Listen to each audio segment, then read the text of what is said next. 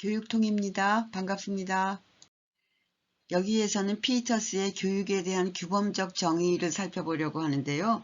먼저 피터스가 교육학에서 어디에 등장하는가를 먼저 알아보죠. 교육의 정의 방식, 규범적 정의, 기능적 정의, 조작적 정의 등등에서 피터스의 교육에 대한 정의는 규범적 정의에 해당되고요. 교육의 비유에서는 주형의 비유, 성장의 비유, 대안적 비유로서 성년식 비유, 만남의 비유 등이 있는데요. 거기에서 성년식 비유에 해당이 됩니다. 그리고 교육 철학에서는 분석적 교육 철학에 등장하죠. 피터스가 누군가 하면요. 분석 철학자고요. 현대 영국 교육 철학의 선구자라고 불리는 20세기 후반의 가장 탁월한 교육 사상가 중 한 명입니다. 저서 중에서는요. 윤리학과 교육이 교육학에서는 가장 많이 등장하고요. 가끔씩 학자와 저서 이름을 묻는 문제가 나오기 때문에요. 이 기회에 알아두시면 좋겠습니다. 여기는 분석적 교육 철학을 다루는 곳은 아니지만요. 피터스의 규범적 정의 방식이 분석 철학의 언어 분석 탐구 방법에 의한 것이기 때문에요. 아주 간단히 알아보죠. 분석 철학은 20세기 초 영국에서 시작된 현대 영미 철학의 주류를 이루고요. 논리적 언어적 문제에 초점을 두면서 언어의 의미를 분석하는 일과 같은 탐구 방법을 강조합니다. 교육과의 관계는 1950년 이후에 교육학에 적용되어서 영향을 미치기 시작했고요. 대표자로서는 하디, 피터스, 허스트, 오코너, 셰플러, 라일 등이 있습니다. 교육학에서는 허스트가 특히 많이 나오죠. 주로 교육과 관계가 있는 개념들의 의미를 분석하는 작업을 했는데요. 예를 들자면 교육, 지식, 수업, 학습, 교화, 훈련 같은 개념을 분석하고 의미를 명료화하는 작업을 많이 했습니다. 피터스의 교육 대표적 정의 몇 가지를 살펴보겠습니다. 교육이란 교육의 외적인 것이 아닌 교육 활동 자체의 내재한 목적, 내재적 가치를 실현하는 것이어야 한다. 모종의 가치 있는 것이 도덕적으로 온당한 방식으로 의도적으로 전달되고 있거나 전달된 상태, 교육의 개념 안에 붙박여 있는 내재한 세 가지 준거를 모두 충족시키는 방향으로 가치 있는 활동 또는 사고와 행동의 양식으로 사람들을 입문시키는 성년식, 그래서 교육의 비유에서 성년식의 비유라고 하죠. 여기서 눈여겨봐야 될 것은요. 교육활동 자체의 내재한 목적, 내재한 가치를 실현하는 것이어야 한다. 도덕적으로 온당한 방식으로 전달되어야 한다. 세 가지 준거를 충족시켜야 한다는 건데요. 그러면 그 세 가지 준거는 뭐냐 하면요. 규범적 준거, 인지적 준거, 과정적 준거예요. 이 안에 우리가 알아보려는 것이 이미 다 들어있어요. 이제 이 세 가지 준거의 의미만 조금 더 살펴보면 되죠. 첫 번째 규범적 준거는요. 교육하는 사람이 가치 있는 것을 전달해야 한다는 뜻이다. 가치 있는 것, 바람직한 것, 좋은 것이라는 것은 규범적 가치로서 그 자체로 내재적 가치이다. 그 자체로. 따라서 교육이 수단적이어서는 안 된다는 것입니다. 둘째, 인지적 준거. 내재적 가치를 교육의 내용면에서 구체화한 것이다. 내용면에 주의하시면 되고요.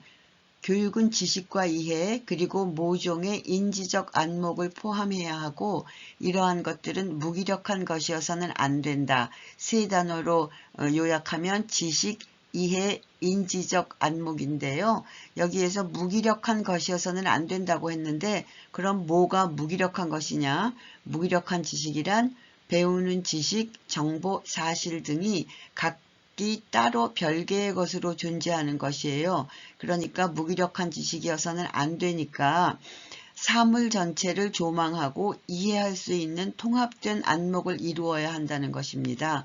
그러면 여기에서 훈련은 교육이 아니라는 건데요. 왜냐하면 훈련은 제한된 기술이나 사고방식을 기르는 전문화된 것이기 때문이다. 즉 각기 따로 별개의 것으로 존재하는 것이기 때문이죠. 그러면 교육은 무엇이어야 할까요? 피터스에 따르면 교육은 전인 교육이어야 하며 교육의 내재적 가치 실현과 관련된 마음의 획득 또는 개발입니다. 세 가지 준거 중에서 세 번째 과정적 준거, 내재적 가치를 실현하는 방법상의 원리를 밝히는 것이다. 앞에서 인지적 준거가 내용의 측면이었고요. 여기서 과정적 준거는 방법상의 원리라는 것 기억해 두시면 좋겠습니다. 교육은 최소한 학습자의 의식과 자발성을 전제로 하고 있으며 가르치는 내용이 도덕적으로 온당한 방식으로 가르쳐져야 함을 의미한다. 다시 말하면요. 규범적 준거하고 인지적 준거를 모두 충족시켰다고 해도요. 학습자의 의식과 자발성이 전제되지 않거나 도덕적으로 인정할 수 없는 방법으로 가르치는 것은 교육이라고 할 수 없다는 거예요. 이렇게 보면 피터스에게 교육이 아닌 것은요. 행동주의 심리학에 나오는 조건화 그리고 세뇌 이런 것들은 교육이 아닌 것입니다. 교육에 대한 피터스의 정의는 규범적 정의의 대표적인 예인데요. 그렇다고 해서 우리가 교육의 외재적 목적이나 외재적 가치는 필요가 없다거나 또는 잘못된 것이다 라고 인식해서는 안 될 거예요. 그렇지만 교육에 대한 피터스의 규범적 정의의 의미는요. 쓸모, 유용성, 교육의 효과성을 너무 중시함으로써 교육이 그 본질, 내재적 목적, 내재적 가치를 잃어버리고 왜곡되는 오늘날의 교육 현실에 대한 비판이라는 것입니다. 여기서 제가 여러분들에게 드리고 싶은 팁이 하나 있는데요. 그건 뭐냐면요. 여러분들이 논술 시험을 보실 때요. 교육학을 논하게 되죠. 그럴 때 그 주제가 무엇이든지 간에 교육의 본질을 잊어서는 안 된다는 얘기를요. 마지막에 한두 줄이라도 쓰셔야 될 경우가 많을 거라는 거예요.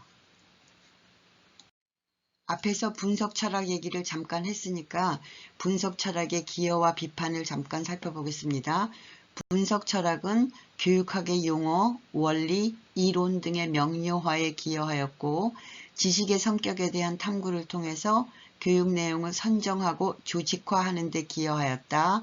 교육의 윤리적 차원을 분명하게 인식시켜 주었다. 이것은 기여가 되겠고요.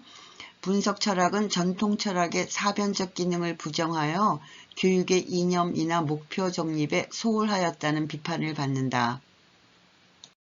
피터스의 교육에 대한 정의는 대표적인 규범적 정의다. 교육의 성인식 비유라고도 한다. 문명화된 삶의 형식으로의 성년식, 가치 있는 활동의 입문, 공적 전통의 입문, 문화유산의 입문. 아직까지 내용을 간단 정리해 본 것이었습니다.